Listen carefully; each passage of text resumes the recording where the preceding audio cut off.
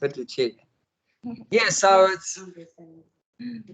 it's good for us. It's good for others if we wear tilak in that, because we're remembering, other people are remembering. And like Jayanti mentioned, one of the neighbours, one lady, she's seen Jayanti, and every time she sees her with a tilak, and she said, "Oh, it's so beautiful. What is that?" You know, so Jayanti's explained it, and then she said, I want to wear that. How do I wear it too? And Jayanti said, "Will you come over our place? I'll show you. I'll put it on for you." Oh, that's nice. And sorry, I was just going to say, so the key word to it would be to try to do the right thing.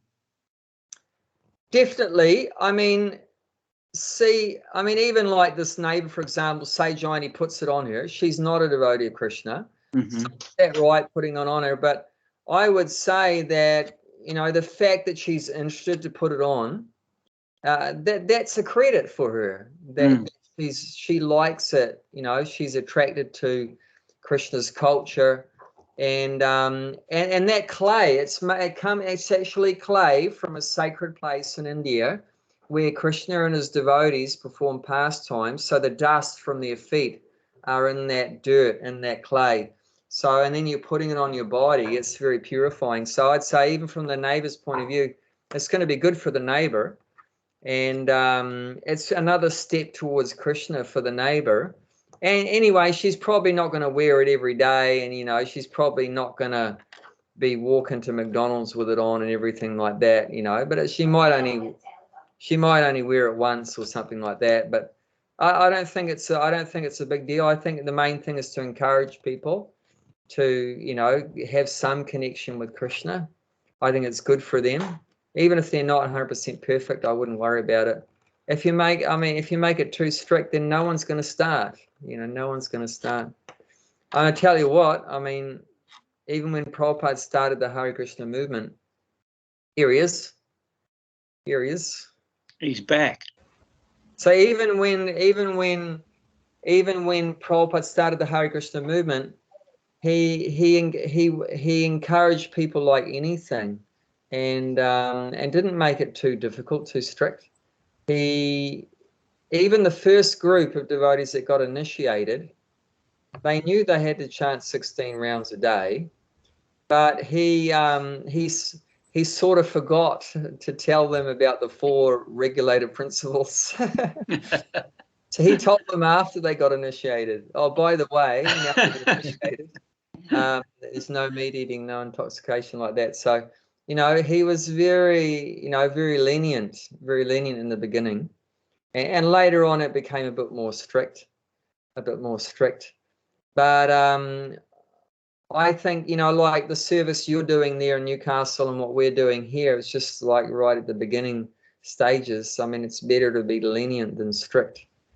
And we want to just encourage people to do something good in their life and not get down on people too much about whatever bad things are going on in their life.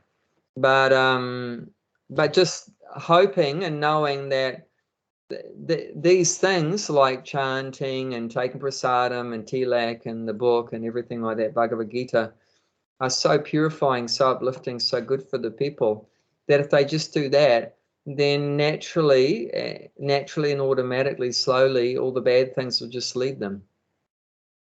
The bad things will just leave them in their life. I mean, that's what happened to me. I mean, no one told me that you know, if you want to come to the Hare Krishna farm, there's no meat eating and no illicit sex, intoxication, or whatever like that, and told me all these things. They just made it sound so wonderful and everything like that, and nice people and everything, and automatically I just followed along and stuff like that. So yeah. So I hope that clears things up a little bit for you, Bob. Yeah, thank you. Yeah, good, thank you. Of course, living in a temple, yeah, I mean, even like I was a manager for a temple for a farm, as you know, and you know, we had, you know, we let people know, you know, if you want to live here, then you have to follow our lifestyle. Sure. So we can't just let any like drug addict come and live there or whatever, you know, violent person or anything like that. you know, bad behavior or whatever lived there. So that's there. But I mean, just talking about, you know, encouraging people to add something, you know, more divine to their own life at home, you know, there's no harm, you know, and we encourage everyone to chant, and we encourage everyone to read the books and to offer the food to, you know, if they want to wear tilak, we'll show them, and whenever they want to put it on, that's up to them, and like that, you know. And if they, I know at Hare Krishna festivals, some of them, what they do, they show people, the guests from the crowd that are interested, you know, how to put on a sari. They'll show the ladies how to put on a sari. The men, you know, if they want, how to put on a dhoti, all these kind of things like that. So it's not that they're all Hare Krishnas or anything, but it's just they feel so happy. They feel so inspired because it looks so beautiful and everything like that. And that's going to be good for them, just the fact that they're thinking in that positive way towards Krishna's culture, that they like, you know, Hare Krishna culture and everything like that. That's a plus for them, a tick from Krishna for that being favorable. Like I know Prabhupada said on more than one occasion, he said, even if someone thinks that about the devotees that, well, I really like that person, he was a nice person. So even if someone thinks like that about a devotee, that I like that person, he's a really nice person. And then Prabhupada said immediately Krishna gives them credit. Immediately Krishna gives them the credit. So just the fact that they thought something positive, thought something nice, you know, related to Krishna, Krishna's devotees, like that. So we want to try to encourage that, you know, step by step. Just very small things, you know, nothing big, but it's those small things lead to bigger things like that. We don't expect people are going to be 100% perfect on day one, not in Kali Yuga especially, you know. So there's going to be a very small movement if we're going to do it that way, like that. So anyone else want to say anything about that? I'm good. Wait, what's this tilak? What is exactly the material is? Yeah, like I was saying, it's called Gopi Chandan. So it's clay from a holy place in India, actually near Dwarka, where Krishna performed pastimes with his devotees there. So it said the dust from their feet is in that area. So that clay from that area is taken up like that. Beautiful. And just while it comes to my mind, that, I mean, you guys probably hardly ever see me wear tilak, and may wonder why Abai is a bit of a rascal. He never wears tilak. But I mean, my thing is that I'm just so flat out, so busy that yeah, I don't know. Maybe it's a kind of spiritual laziness, but you know, I'm just in Vaishya mode and working on the land and everything like that. So, and yeah. That's sort of why. So I'm not against wearing tilak, of course. If we're going out in Harinam, which we do in the local town sometimes, then definitely I put on the tilak and everything like that. So your forehead's like mine, though. I put it on, and then 10 minutes later, you can't. It fades off. yeah, mine comes off very quick. Comes off I really call quick. Jayanti like glue head, because everyone is like. Mine just stays on all day. Yes. Yeah, I mean, yeah, I don't know, something about Indian bodies. The tilak sticks to Indian bodies better than Western bodies. I don't know what it's there. They're more pious bodies than Westerners. And I have people say to me all the time, "Oh, I think you've got makeup on your forehead," and I'm like, "Oh no, it's not supposed to be like that." And also another reason why, you know, I sort of want to make myself very accessible to the local people I'm dealing with here. So, and sort of blend in a little bit more normally in the beginning till I develop a relationship with them. Because some of the local people I deal with are real sort of redneck Kiwis, and my relationship might not go so well if I have the tilak on and stuff, as what it does. But now I can deal with them very sort of, casually, naturally, and everything like that.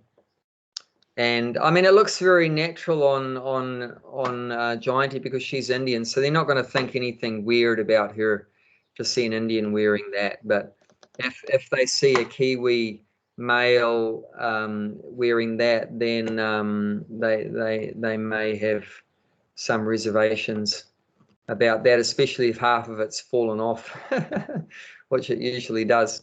And I'm usually dressed very rough way, with muddy trousers and ripped shirt and everything like that, because I'm gardening and that. So I just figured, because of the sort of activities I'm doing at the moment, I'll just leave the tilak out and then bring it back in if I get more involved with preaching activities and temple things. Then and I mean, the same when I was at the Bhakti tree, I didn't wear tilak at the Bhakti tree, but I did at the farm, because I'm just trying to make it very, very comfortable for the local people to talk with me and everything like that.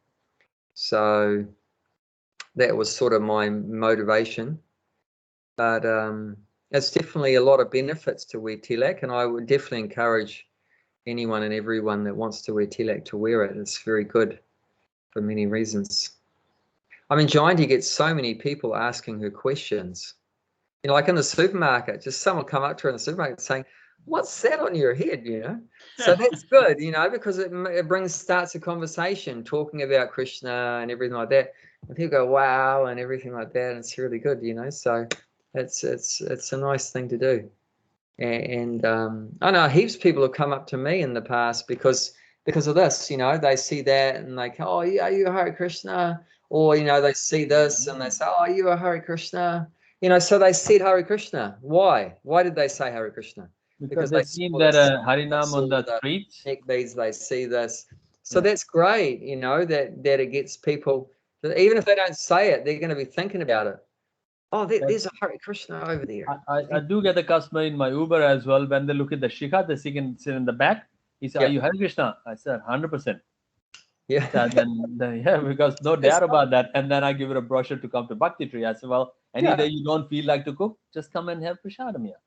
Yeah. Start with the prasadam, and if they wants to need more information, please come. Yeah. So it's a great way to start off the conversations in the right way. Having these things. Okay, let's offer respect to the spiritual master.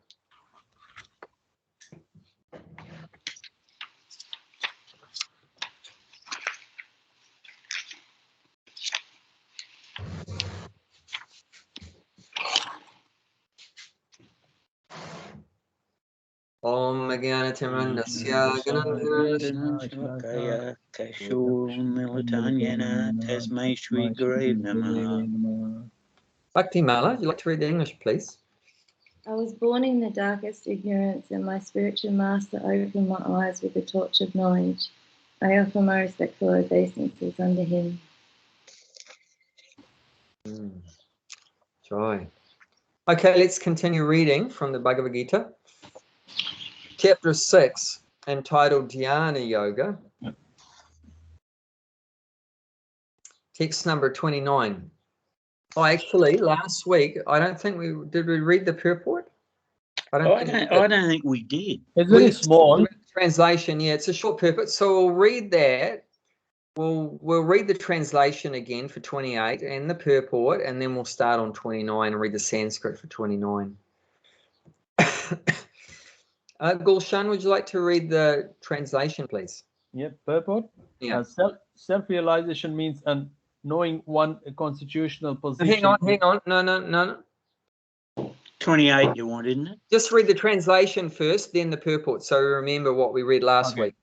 Thus, the self-controlled yogi constantly engaged in yoga practice, become free from all material contamination, and achieves the highest stage of a perfect happiness in transcendental loving service to the Lord. Okay. Bob, the purport, please. Okay. Self-realization means knowing one's constitutional position in relationship to the Supreme.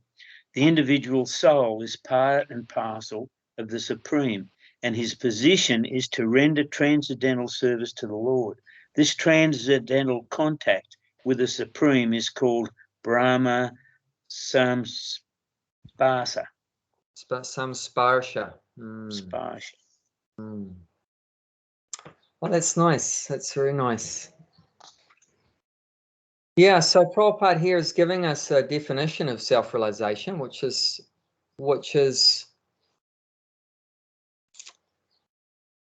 you know, like terms that we often are hearing in the Vedic literatures, self-realization, and many people talk about self-realization too. There's different organizations with those words in it. I think, what is it called? The Self-Realization Fellowship or something, or there's different societies with the name self-realization in it, and people toss it around, and often they don't know what it means. So here Prabhupada is giving us a clear definition of what self-realization is. Of course, you know, the self, so that's obvious, ourself, but people don't know who the self is. That's the problem, you know. Most people think the self is the body, or if they don't think the self is the body, they probably think the self is like some light, isn't it? Some formless light. And I bet my, what do you call it, the bottom dollar, that most people outside of, you know, the Hare Krishna kind of movement and other related to that is that's what they're thinking the self is. You know, if they're following some spiritual society, most spiritual societies are propagating that idea that the self is like some formless light, and the idea is to merge, to after death, to merge with all-pervading spiritual light with Brahman. However, we learn from Prabhupada and from, you know, bona fide Vedic authorities that the self is actually a person, but a spiritual person. So we're an eternal spiritual person, and that eternal spiritual person, ourself, is part and parcel of Krishna, who is also a person, but he's a supreme person. So therefore, self-realization means to understand that there is a supreme spiritual person, an eternal supreme spiritual person, and then there are unlimited eternal persons who are part and parcel of that one supreme eternal person. So there's one supreme eternal person, and then there's many eternal persons, and those many eternal persons are part and parcel of that one supreme eternal person. And we, as part of that supreme eternal person, God, what is the relationship? The relationship is, as it would normally be, that the part serves the whole. The part serves the whole. Because we are part of the whole, then the relationship is that we serve the whole.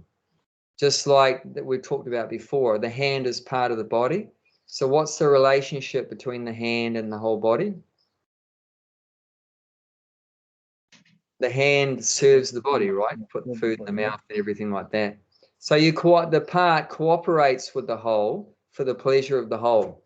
That's the as Prabhupada's saying here, the constitutional position.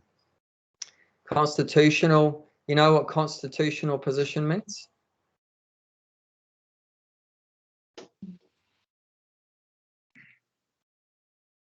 It's like a, you know, constitution of the country. Is that same word, constitutional? Yeah, it means like Authority. That's our, Justice system. put it there, very fundamental. You know, just like when they like when America began, they had what the American Constitution. So these are like principles, fundamental principles that they like wrote in stone that can never be changed. So constitution, like the constitution of a country, is something that can never be changed. You know, like the American Constitution, that what is it, that everyone has free rights and whatever else, everyone has freedom of speech. That I think that's Yeah, democracy to vote and democracy. Yeah, kind of a policy of the country, kind of the thing. policy. Yeah. So our constitutional position as a soul, these are things that can never be changed. It's like written in stone. You know, it's along with us. The position of service to Krishna is there. It's fixed. It's not a matter, oh, I believe in serving God, or I don't believe in serving God. I feel like serving God. I don't feel like serving God. Not like that. But it's our constitutional position. Means it's part of our being. It's fundamentally inseparable. It's an inseparable part of ourself to serve God, to serve Krishna. And naturally so, you know, naturally we're a servant of Krishna because we're part. Just like, why does the hand serve the body? You know, you're going to give a whole, you know, philosophical debate about, you know, the philosophy why the hand serves the body. It's just natural. It's just natural. It's natural because the hand is part of the body. It serves the body. Why mother love the child is natural.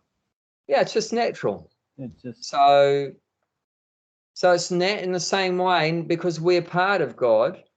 He's the whole. We're part of Him. It's natural that we cooperate with Him. We work together cooperatively. We're all part and parcels, and every one of us is a part and parcel. So we're all on the same level, and that way spiritually we're all equal. It's not that any one of us is higher or lower. There's one master, one supreme master, so Krishna. we are the product and else is a related to servant. the manufacturer. What's that? We are the product and relate to the manufacturer. Yeah. So every one of us is in the same category as a servant of Krishna. And that way, no one is sort of higher or lower. Of course, we do offer more respect to some than others. But having said that, from Krishna's point of view, he sees everyone equally. I mean, from our point of view, we may see that, you know, our spiritual master is higher than us. And, you know, and this person just joined the Hare Krishna movement yesterday. He's like junior to us. But even though we see some are senior, some are junior, but we should respect every living being, because every living being is part and parcel of Krishna. That's real self-realization. That's self-realization. So Prabhupada is explaining it very nicely here. So self-realization means to know, obviously, the supreme person, and also to know ourselves as a spiritual person, but that we're part and parcel of the supreme person, and we're a servant of the supreme person. So if we know God and we know ourselves as the soul, and we know our relationship between the soul and God as a servant, then that's self-realization.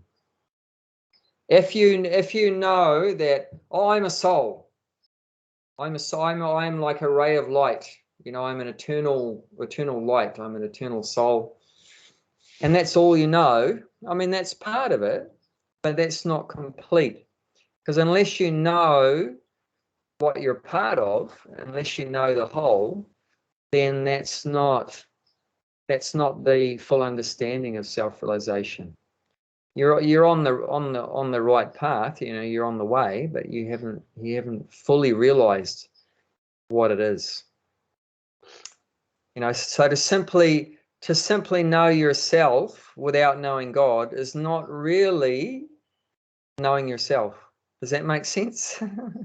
Because our self doesn't really make any sense independently or separately from knowing God. Now, I'll give an example.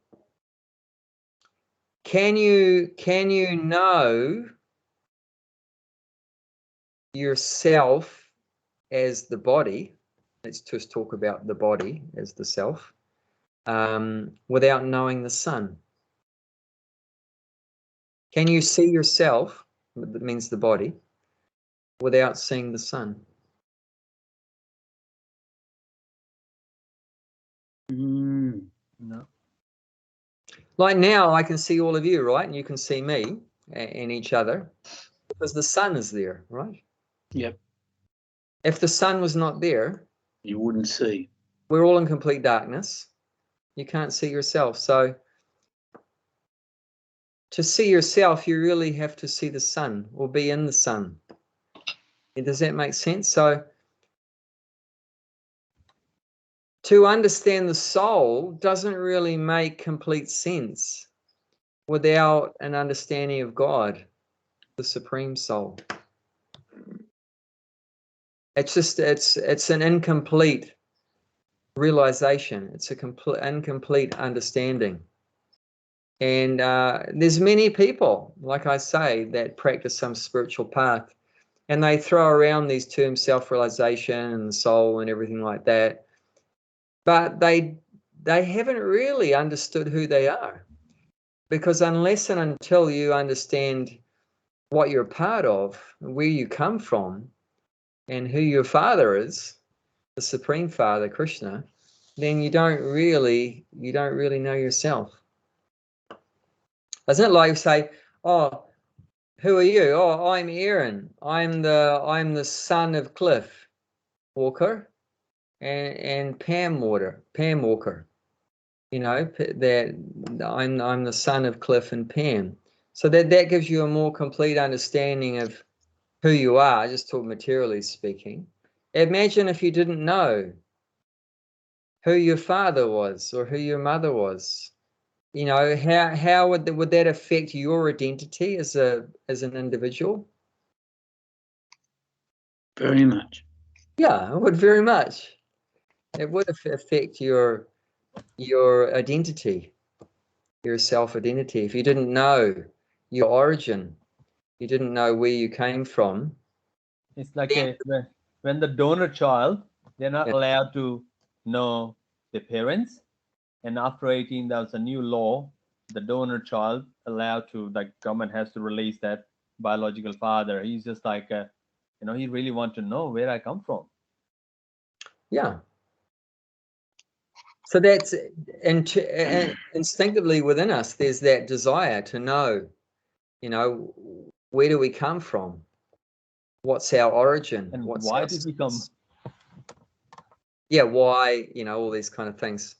Where, why, how. So all these things are made clear in Krishna consciousness. We know the answers to all this, and therefore we have a very solid self-identity. We have a very, very clear identity that we know that we're a servant of Krishna. And it's all very good knowing that we're a soul. Okay, I'm a soul. Okay, I'm an eternal soul. Well, that's great. That's fantastic. What does the soul do, by the way? So, I mean, if you didn't know what does the soul do, what do we just like float around in space or something like that? Is that what a soul does? No, that'd be pretty boring. I think we'd give up that kind of realization after a while and come back to the mundane realization that we're the body, because at least we can eat something and have some sex and watch TV and have a variety of things, but if you just a soul just sort of floats around, and then it's pretty boring, and there's nothing much there to be of any enjoyment there. So it's very important not only to know who we are, but what do we do? What do we do? And that's bhakti. Bhakti is that when you understand that you're a soul, and then what do we do is serve Krishna. That's what do we do. And that's bhakti, is taking care of what do you do. I'm going to sing about Krishna, and I'm going to talk about Krishna, and I'm going to cook for Krishna, make garlands for Krishna, and spread Krishna's glories, and and like that, work for Krishna and everything like that. So that's what does the soul do. So then when you're doing bhakti, you're acting as a soul. That is the practice of self-realization. That's the practice of self-realization. That you're actually acting as a soul.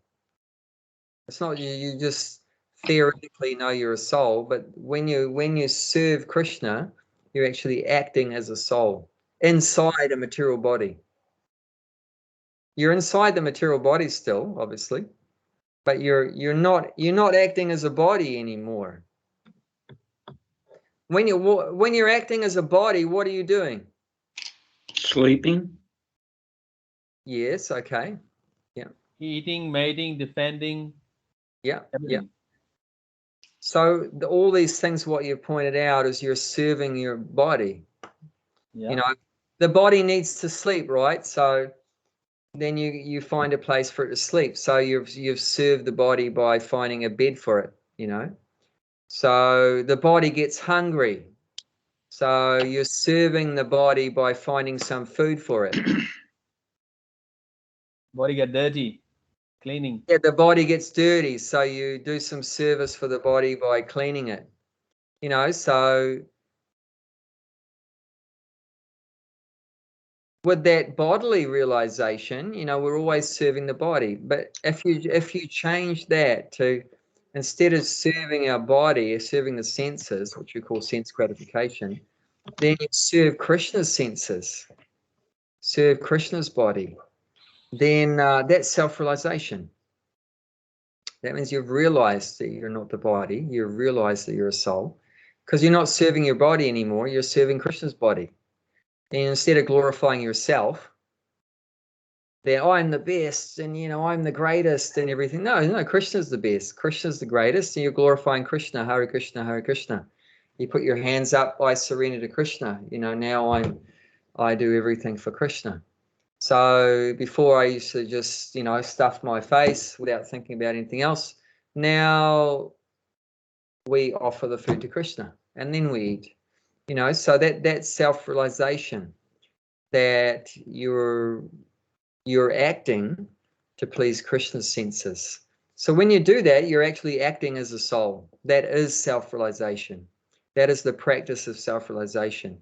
When you do devotional service, means you're acting in Krishna consciousness. What is this Krishna consciousness? That Krishna is a supreme, I'm his part and parcel as a soul, and my constitutional position is as part and parcel is to serve him, is to please him. So that is self-realization when you do those actions of devotional service. You're actually acting as a soul, even though you're still in the material world, in a material body. You're actually acting transcendentally. At that point, you're actually liberated. And while you're in your material body, while you're trying to please Krishna, if you die at a certain point, of course, which will happen, then you're going to get liberated, because you're actually already transcendental as long as you do that. As long as you're acting in your relationship with the Supreme, to please the Supreme, then that's transcendental. You know, as long as you're doing that, you're actually liberated. And then if you're acting, like I said, in bodily consciousness, that my relationship is only with my body and my wife's body and my kids' bodies and my friends' bodies, then that's material, that's bodily realization, bodily consciousness, you know, and then you're going to have to keep reincarnating. Does that make sense? Yeah. Sure does. That's what Prabhupada says at the end of the purport. This transcendental contact with the Supreme is called Brahma Samsparsha. So sparsha actually means touch. Like the skin, when the skin, like from my hand, touches something, like this pen, that's called sparsha. My hand is holding this pen. I can feel the pen is very smooth. I can feel it has this button on the end, and I can push it and let it off. So this is touch. So it means it's very intimately connected, isn't it? Between the hand and the pen. So also Prabhupada's saying here that Brahma samsparsha means, Brahma means spiritual, and sparsha means touch, and sam means like complete contact or touch. You know, you're completely in touch, completely in contact with the Supreme, Brahma. Brahma means the greatest or spiritual, which is referring to God. So you're just like, you know, I'm touching this pen. I'm very intimately connected with this pen at the moment. So when you're self-realized and you're serving Krishna, and then you're very intimately related with Krishna. When you're in that mode of self-realization that I'm the servant of Krishna and you're doing service for Krishna, you're like in touch with Krishna. So that's very far out, isn't it?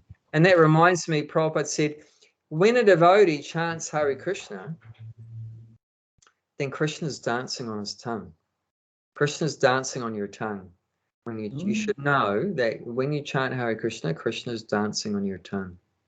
So you're very intimately related to Krishna, connected with Krishna when you do devotional service. So you're in direct touch with Krishna. One time, just to give you an idea about how closely in touch with Krishna it can get.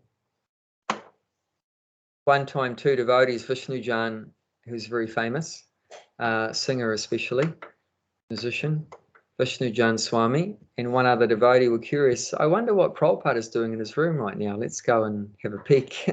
So they didn't want to disturb him. So they just turned the doorknob and just opened it just like a fraction, just so that he wouldn't know that anyone was there and wouldn't be disturbed. But they could just have a little glimpse in what's going on there. And what they saw completely blew every brain cell in their brain, because the first thing they saw was just dazzling light in the room, not just from more than what light bulbs produce, just blinding light, like completely blinding light. Oh, and the whole room was just full of light. It was like the sun was in the room. And then they were completely, obviously, astonished, and they were just trying to make out, is there, anything they could see beyond just light? And then finally they could just catch a little bit of Prabhupada there, and tears were coming out of his eyes sideways, like I mentioned before, as had happened. But they saw tears coming out of his eyes sideways. And then they realized, I think we're not supposed to be seeing this. So then they closed the door like that, because that was something they weren't really probably eligible for experiencing, like that. But so what on earth could produce so much light? A devotee knows there's only one thing that can, and that's that light emanates from Krishna's body. It's called the Brahma Jyoti. Brahma means spiritual. Once again, the same word, Brahma, like Brahma Samsparsha. Brahma means spiritual or supreme, and Jyoti means light. So that Brahma Jyoti is the radiance or effulgence coming from Krishna's divine body, is called Brahma Jyoti. So obviously Krishna was in the room. They realized Krishna was in the room, and Prabhupada was in ecstasy, that Krishna's in the room, so just right with Prabhupada, and tears obviously coming out. So that's why he was so happy, because Krishna was there right with him. But that reminds me another thing about how intimately connected you are with God when you're serving God. One time a man was asking Prabhupada, how do you write your books, your Bhaktivedanta purports? He wanted to know, because I mean the Sanskrit, I mean that's already there. The Prabhupada didn't give the Sanskrit. The Sanskrit's already there, and Prabhupada's translated Sanskrit. That's not too hard. But the purport is something, you know, that's something Prabhupada has contributed himself. So, like, you know, he's wondering, you know, how do you write your purports? Prabhupada said, Krishna tells me what to write. That just like blew the guy's head. What does that mean? Krishna tells him what to write. And then a devotee in the room said to him, what Prabhupada's trying to say is that Krishna's in the heart, and Krishna in his heart tells him what to write. And Prabhupada stopped him and said, the devotee, because that's Paramatma, right? Paramatma is in everyone's heart, and Paramatma dictates to everyone according to their level of purity and karma and everything, different things. So he was saying that Paramatma, the super soul, is dictating to Prabhupada what to write in the purport. Prabhupada said, no. Prabhupada said, Krishna is sitting next to me and telling me what to write. So that not only blew the mind of the reporter or whoever, but that blew the devotee's mind. What? Krishna is in the room with Prabhupada telling him what to write. You know, that's just amazing. But that's just giving you an idea about how intimate relationship there is between God, the supreme whole, and the part and parcel. Once you become self-realized, means once you accept that Krishna is my master, I'm his servant, and that my constitutional position, what I should be doing, what I must do is serve Krishna, please Krishna. And you do that. As soon as you do that and you dedicate yourself to serving Krishna, you become so intimately connected with Krishna, in touch, as this is saying, this verse, in touch. You become directly in touch. You know, like there's nothing in between my hand and the pen right now. No separation between. I can feel the pen. There's no separation like that. So you become your soul becomes directly in touch with God as soon as you practice the self-realization of that I'm part of him and I should serve him. And as soon as you start serving him, then immediately you're in touch with him. And there's verses even that say even like the suffering of a devotee is not ordinary suffering. Like normally, where does suffering come from? Suffering is a result of what? The material world, you mean? Past karma. Yeah, being in the material world, and then in the material world, we've done some karma in the past, which is in this case of suffering is because of bad karma. Good karma will result in happiness, and bad karma will result in suffering. So ordinarily, suffering comes from bad karma, or you could say past sinful activities. Okay, so now someone that's surrendered to Krishna, and we also see their suffering. So their suffering is because of bad karma. Actually, no. Actually, their suffering is directly given by Krishna. Try to understand that, the difference. Their suffering is directly given by Krishna. And then you could say, well, why is Krishna giving suffering to his devotee?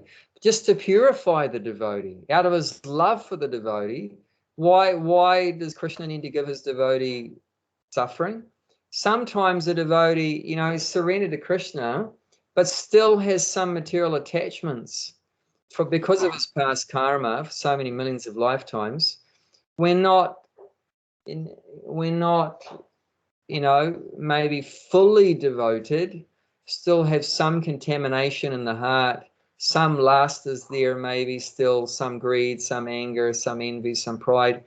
So just to rectify those traces from the past of contamination in the heart, Krishna may, like a doctor, administer some special treatment just to fully cure the devotee of any, of that contamination. Just like the doctor sometimes, gets out the knife. But he's not out to kill you, hopefully. The doctor is going to use the knife to cut out the cancer, isn't it? Just like that. Sometimes, even though we're a devotee, you have a bit of cancer in you. And then Krishna comes and by giving suffering, removes that cancer of material enjoyment, material attraction, hope for material happiness. He uses that. So what was actually our past bad karma, Krishna's grabbed that past bad karma and he's taken that and he's administering himself just to personally try to help cleanse us of that last contamination so that we can become, fully surrendered and then fully happy like that. So it's not ordinary. So even the suffering of a devotee is not ordinary suffering. It's that Krishna's intimately related with that happening also. So this is just giving us an idea about how intimate the relationship is between Krishna and the devotee. But it starts from us. We have to surrender. We have to acknowledge that Krishna's my master, I'm his servant, because I'm part of him. My constitutional position is to serve him, to please his senses. And as soon as you do that, then, like it said, that you make one step towards God, and God makes 10 steps towards you. He'll make 99 steps. 99 steps, but he doesn't even need to take that many. He's got big steps. Yes. Like one time, Vamanadeva, Trivikram, he's also known as Trivikram. Trivikram means 3 steps. Just in 3 steps, he covered the whole universe. In fact, with 2 steps, he covered the universe. His third one, he didn't have anywhere to put it. I put my head. So, Bali Maharaj said, you can put it on my head. So that was his surrender. So yeah, he's got big steps. But we have to take the first step. We have to take the first step to acknowledge that he's our master, we're his servant, and we want to please him like that. So that's wonderful. That's very wonderful. So we should never feel alone. There should be no more loneliness after Krishna consciousness, because we should know that Krishna is always with us. Krishna is always with us. Our spiritual master is always with us. Prabhupada is with us, and Krishna is always with us once we become self-realized. And that's wonderful. I don't know we should always think like that Krishna is with me. Krishna is with me. Krishna is always with me. And then imagine how happy we'll always feel. Are you ever going to feel depressed or sad or lamenting? No. Like one time a devotee said about another devotee that such and such devotee is depressed, Prabhupada. Prabhupada said, no, he is not a devotee.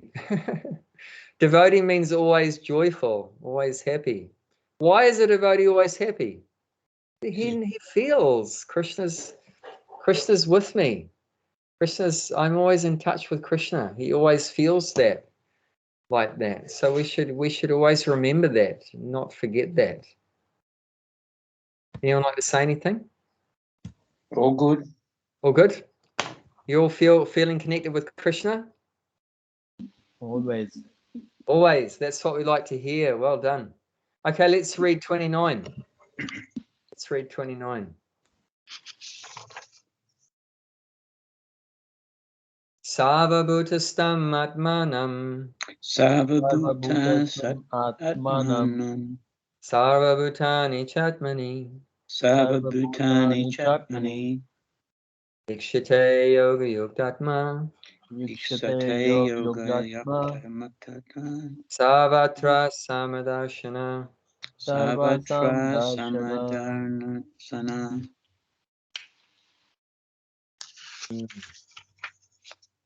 So this verse is giving us more insight about how intimately related the devotee is with the Lord.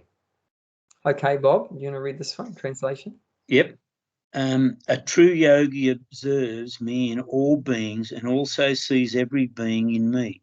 Indeed, the self-realized person sees me, the same Supreme Lord, everywhere. So this is the true yogi, not the bogus yogi. This is not just the person that does some gymnastic exercises and how do you know who's the bogus yogi and who's the true yogi? Well, here it is. The true, how you know is the true yogi sees Krishna in everything and everyone, and sees everything within Krishna. But how do we know if someone is true yogi or Okay, not yeah. true So yogi? there are other symptoms. There are other symptoms.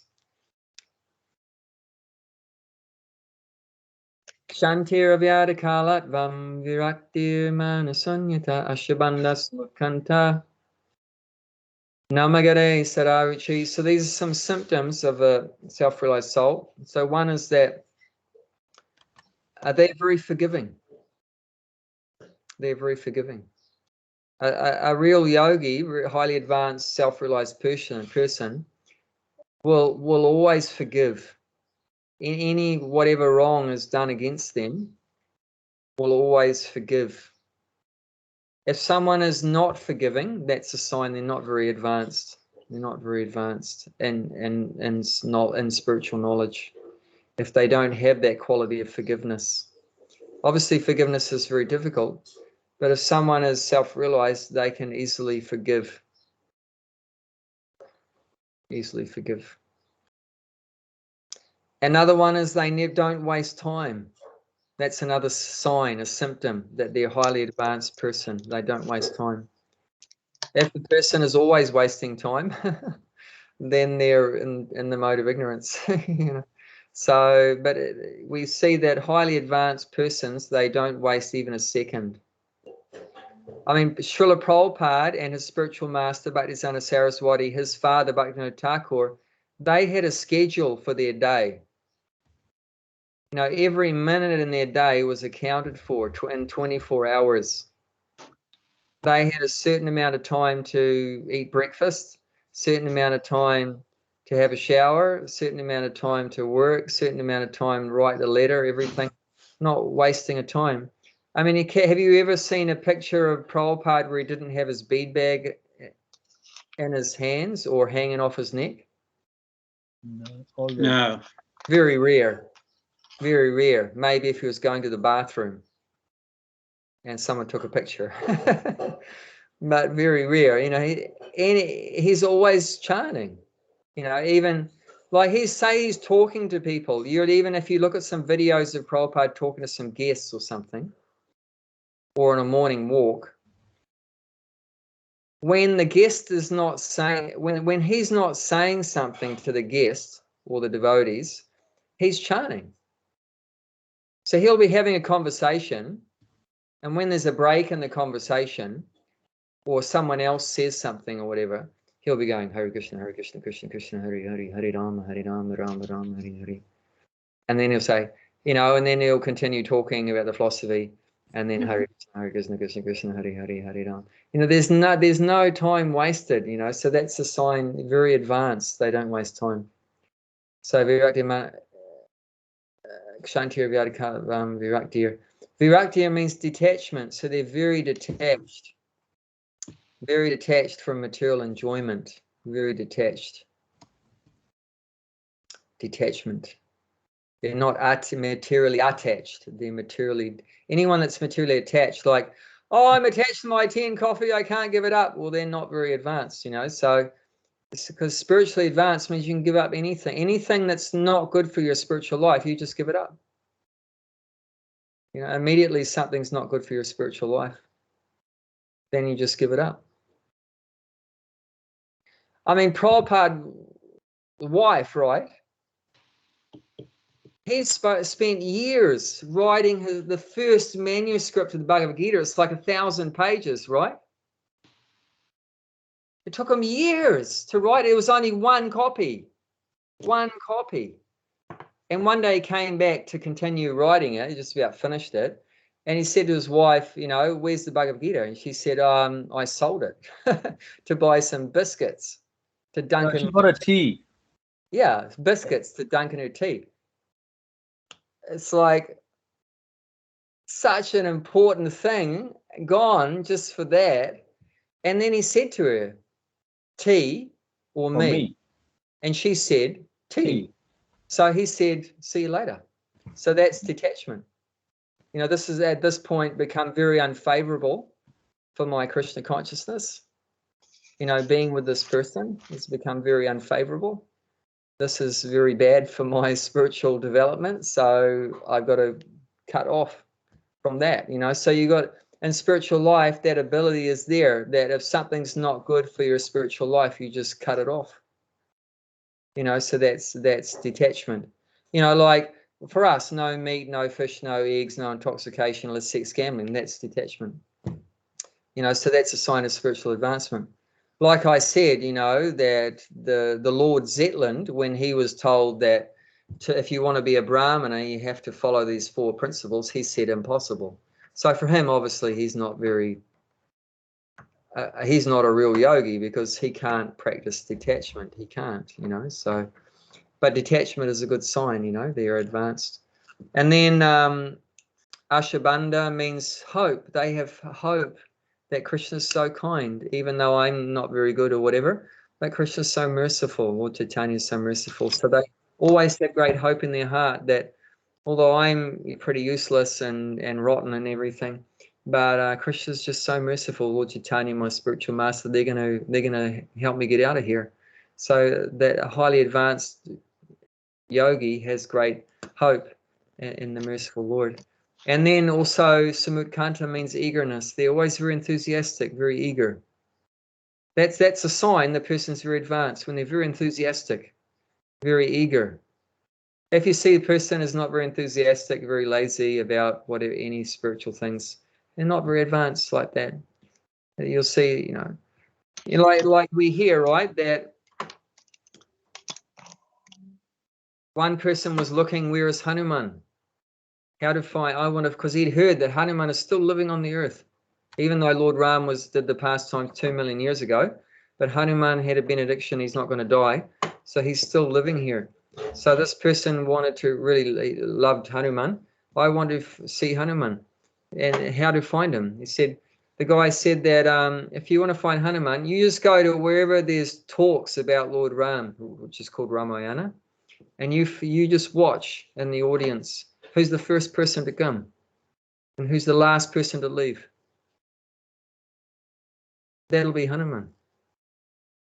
And he won't see him as a monkey because he can disguise himself. You're never going to see him as a monkey.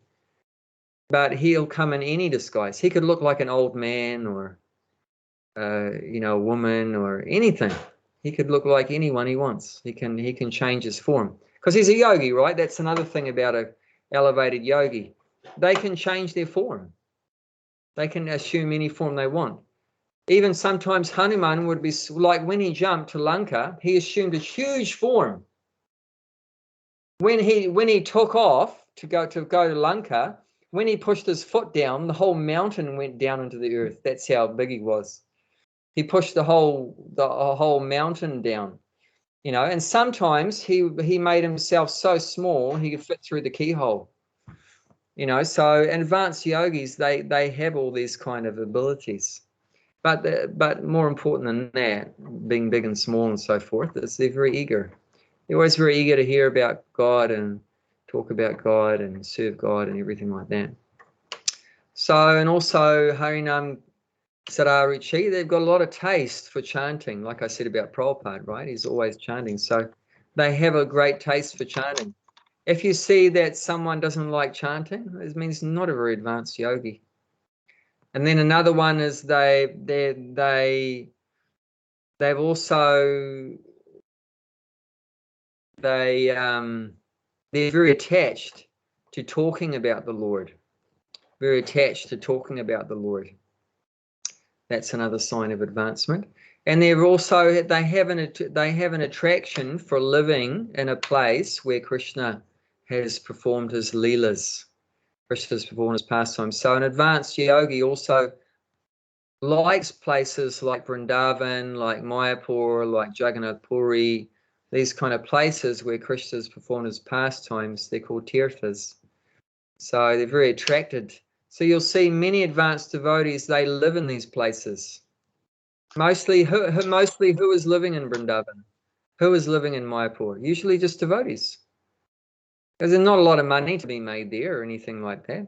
It's just devotees. They love to live in a place where Krishna has performed pastimes, where the dust from Krishna's feet is there, where Krishna's devotees are there, like that. So these are some of the symptoms. This is how you know who is a true yogi. Who is a true yogi, yeah?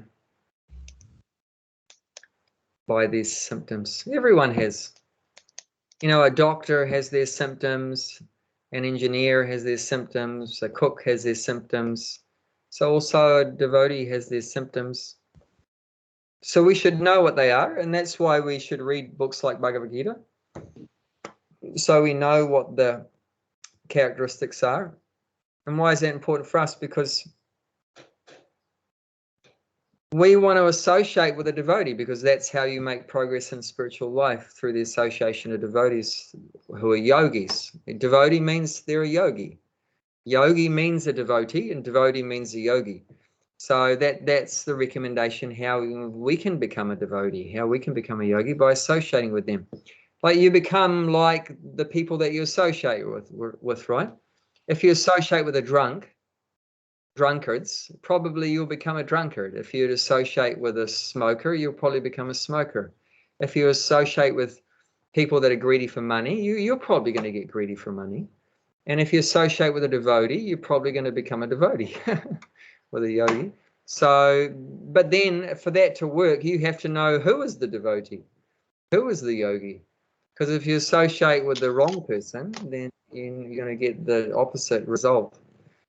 So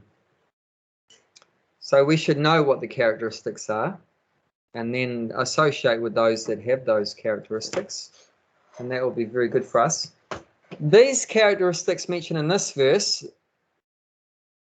we can't really see that ourselves to verify that, because what this is saying is the true yogi or devotee sees God, which is Krishna, in everything. Means when they see an ant, they see Krishna. When they see a tree, they see Krishna. When they see a house, they see Krishna. When they see the sky, they see Krishna. And the opposite.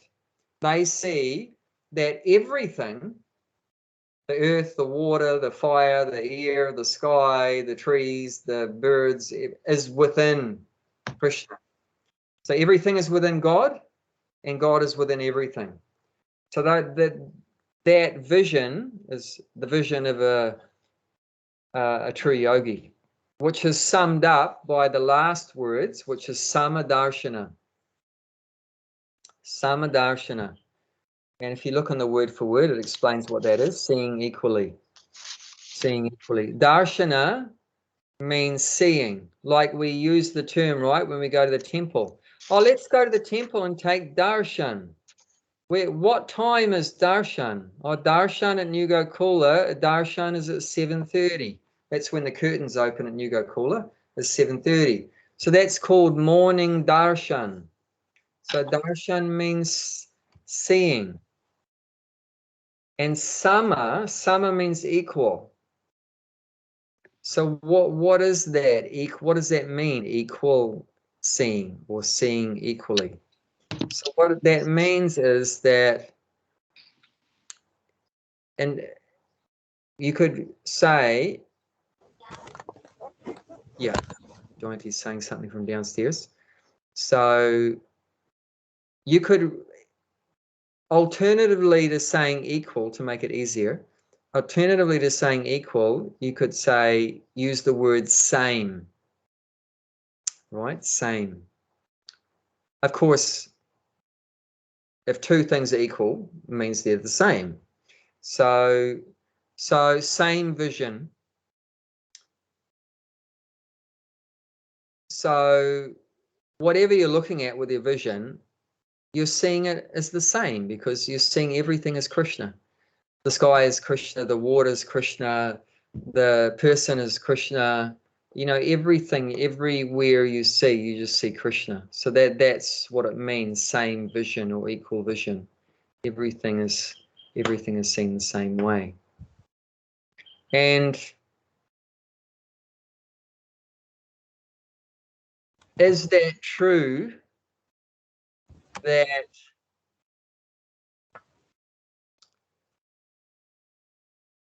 this pen is also Krishna? So I'm seeing this pen and I don't see the pen, I see Krishna, because Krishna is within everything, right? And everything is within Krishna.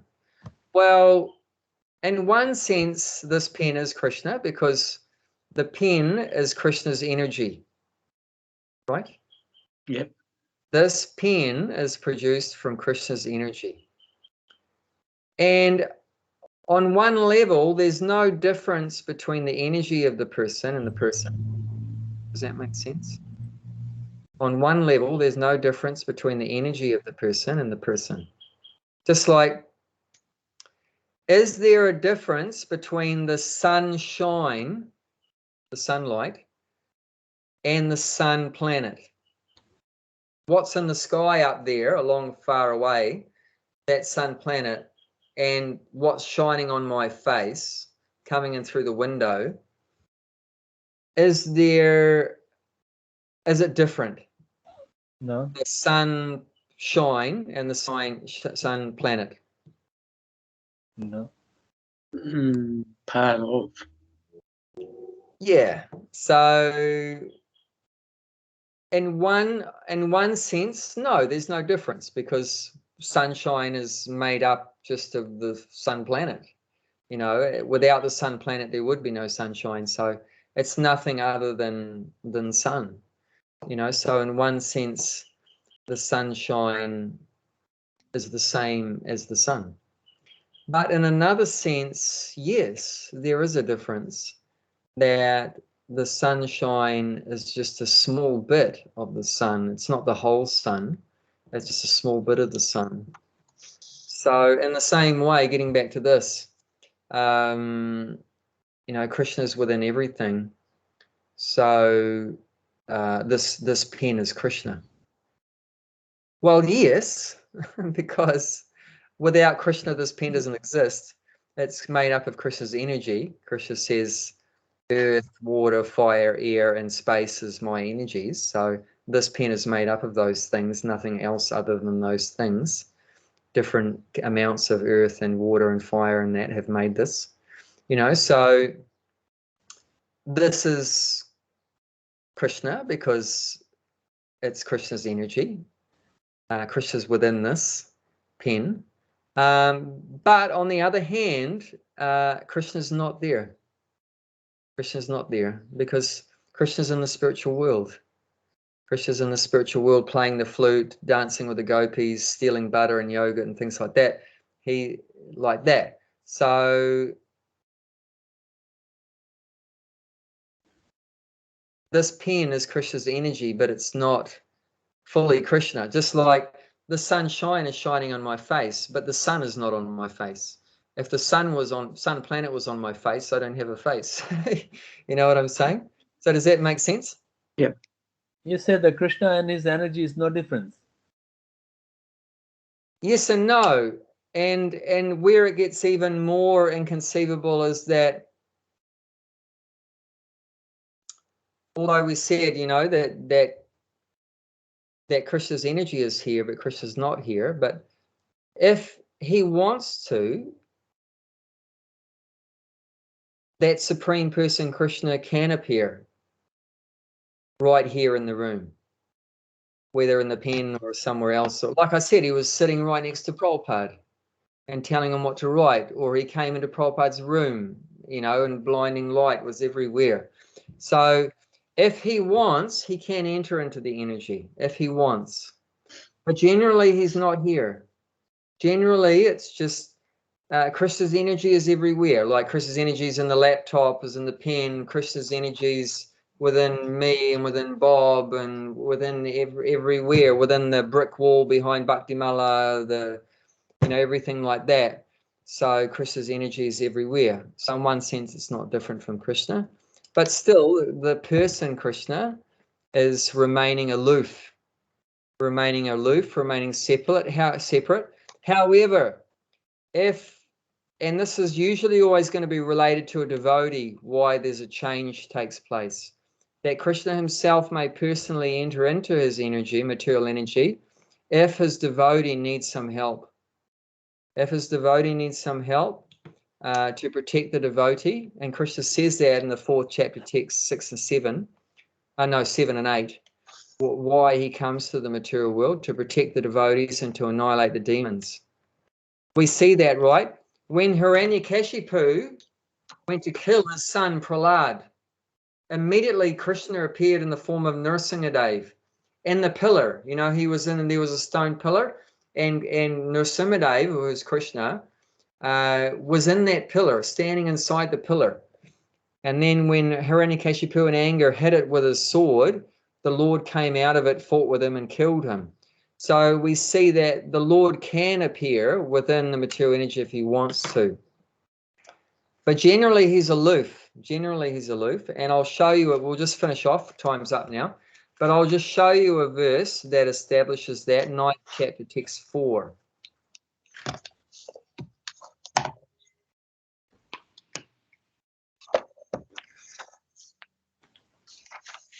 Bhaktimala, you want to read that?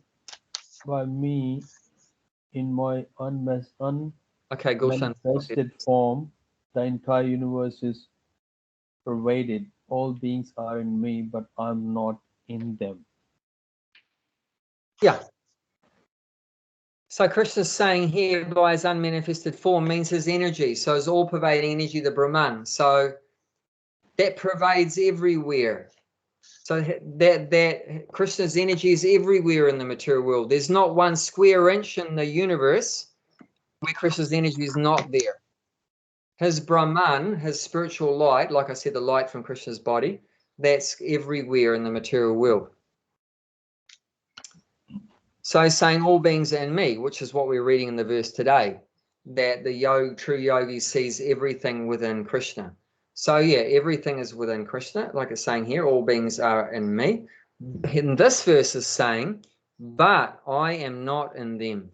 So everything is within Krishna. Everything in this universe is within Krishna. It's Krishna's energy. It's all within Krishna. But he is not within everything. So Krishna means the Supreme Personality of Godhead is not living inside this pen. Is not living inside this pen. Hello, Krishna. But Krishna's energy, this is made of Krishna energy, so we respect it. Even you can put it on your head. This is Krishna's energy, and I'm going to use it in Krishna's service to write about Krishna, to write something about Krishna. Like that, we use in Krishna's service. And when we see this pen, we think, well, this pen comes from Krishna, and you think of Krishna. So it reminds you of Krishna. However, like I said, if Krishna wanted to, like, for example, if someone came up here with an AK-47 to shoot me in the head, if Krishna wants, Krishna may appear in the room and take the person out. So Krishna can appear within the material world at any particular time that he wants to.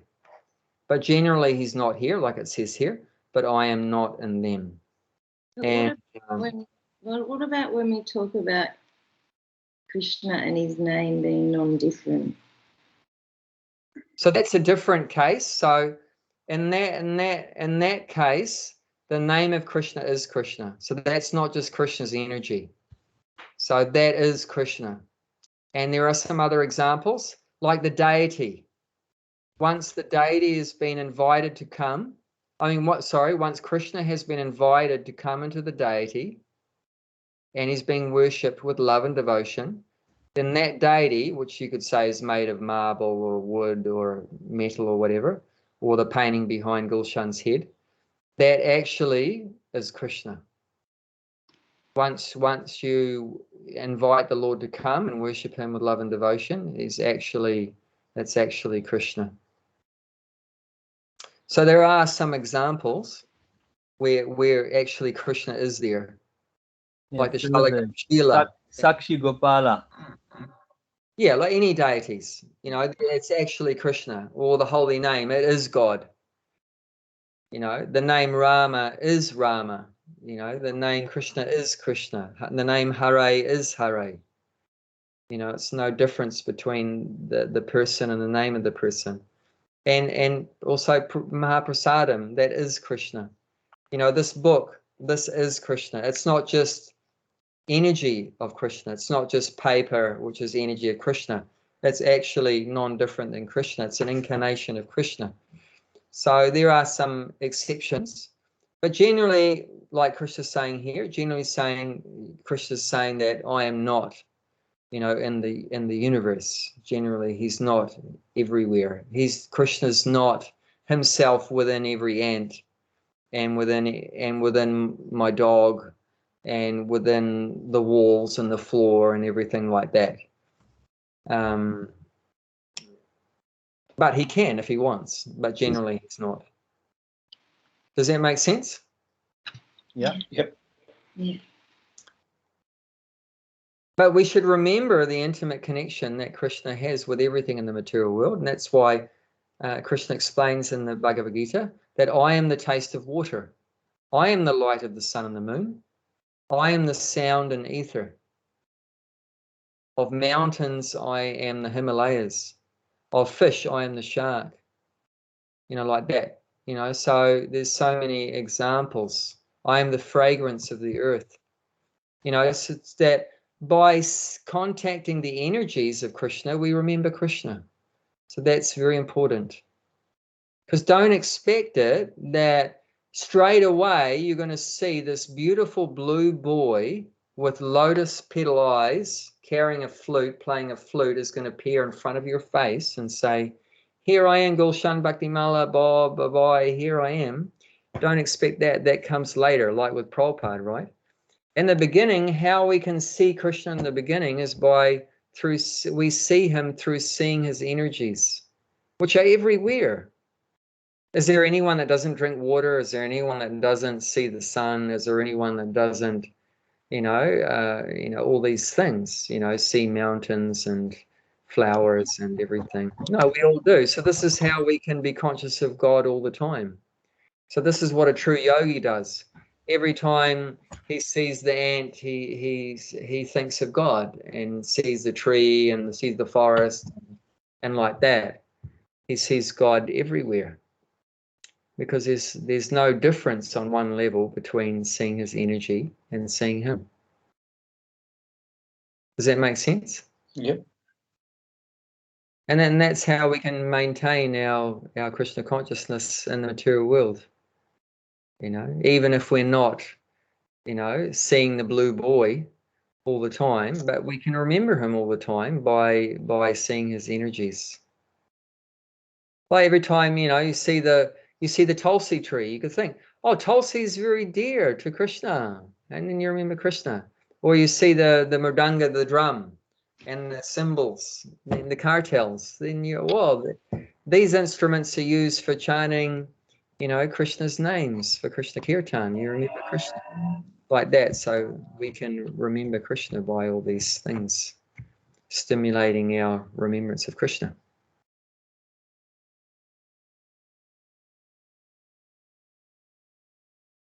Does anyone want to say anything about those things? Does that make sense? Yep. Clear as crystal. That's good. Because there's some people that present the philosophy that everything is God, that everyone is God. And that's a nonsense philosophy. We don't support that. The scriptures don't support that. There's only one God, and everyone else is a servant. And something that's not God cannot become God. God is always God by definition, in the past, present, and future. If we're not God now, we can never become God. So we don't support this philosophy, and it's said here also that you can't say every person is God and the animals are God and everything like that. No, it's not true. Abhay, will we see you next week? Will you be here next Thursday? As far as I know, at this Yep. point, yeah. Yep. Good. Coming closer to Christmas, yes. Yes. Okay, well, lovely to be with you all again. Thank you. Have a lovely week. Stay safe.